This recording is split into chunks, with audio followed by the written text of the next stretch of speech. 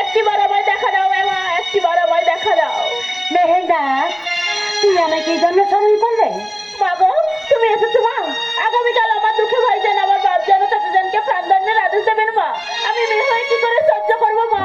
মা গো, আপনার পায়ে ধরি মা, আমার বাপ যেন চাচাজানকে রক্ষা করো মা, রক্ষা করো। ওঠো, ওঠো মেহেন্দা।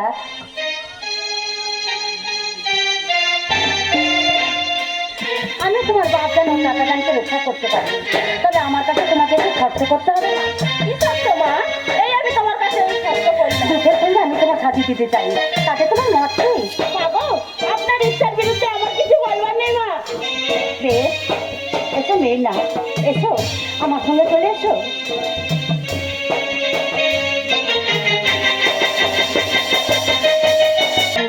হাজির করো।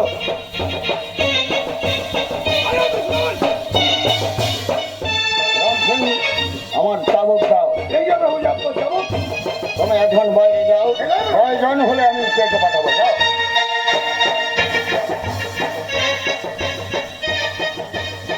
চাচা যান, আমি তোমাদের কাছে একটা কথা জানতে চাই, সত্য কথা বলবে তো? সত্য ছাড়া আর মিথ্যা বলি না রাজ। আজ আমাকে বলিয়ে নিতে হবে, তাই তো?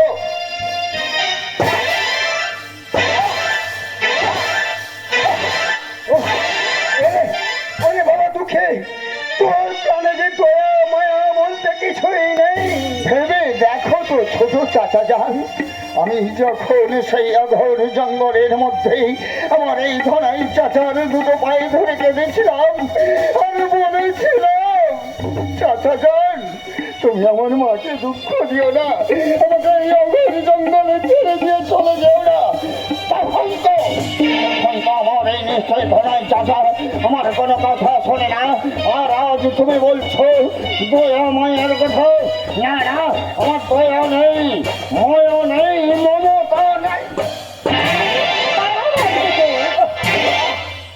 ধনাই মনের বিচার আমি করব। সোনা ধনাই, তোমার কন্যা মেহেরনাগের সঙ্গে আমি দুঃখের শাদি দিতে চাই, তাতে তোমার মত কে?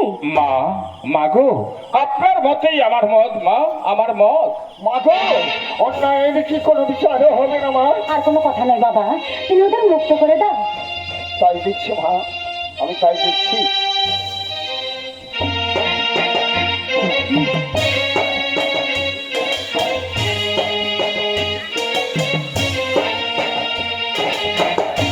এসো, এসো মেহেরনা,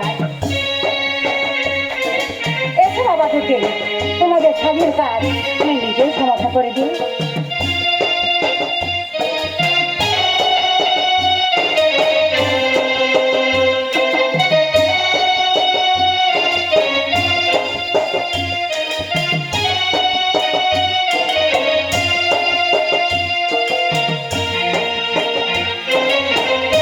ওরে দুঃখে না জেনে না শুনে আমি তোর উপর অন্যায় অত্যাচার করেছি, তুই আমাকে ক্ষমা করে দে বাবা, ক্ষমা করে দে। চাচা যান, অনেক আগে মা দিয়েছে ভাই। ভাবি। বাবা দুঃখে তুমি এখনো দাঁড়িয়ে আছো?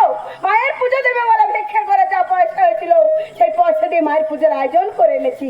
এসো বাবা, এসো, আমরা সবাই মিলে মাকে পুজো দেবো। এসো। তাই এসো মা, তাই এসো।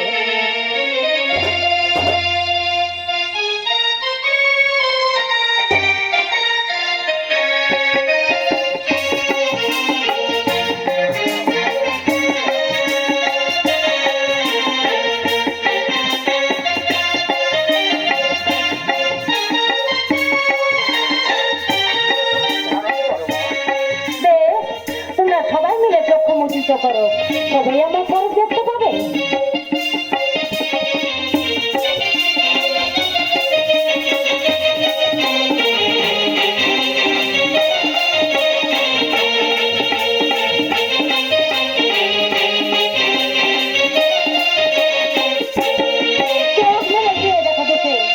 আমার স্বরূপ দুঃখে, তুমি তোমার দুঃখিনী মাকে কোনোদিন দুঃখ কষ্ট দেবে না।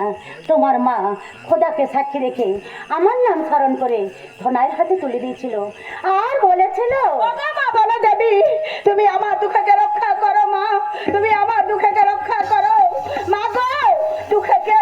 দুঃখকে যে আমি তোমার কোলে তুলে দিলাম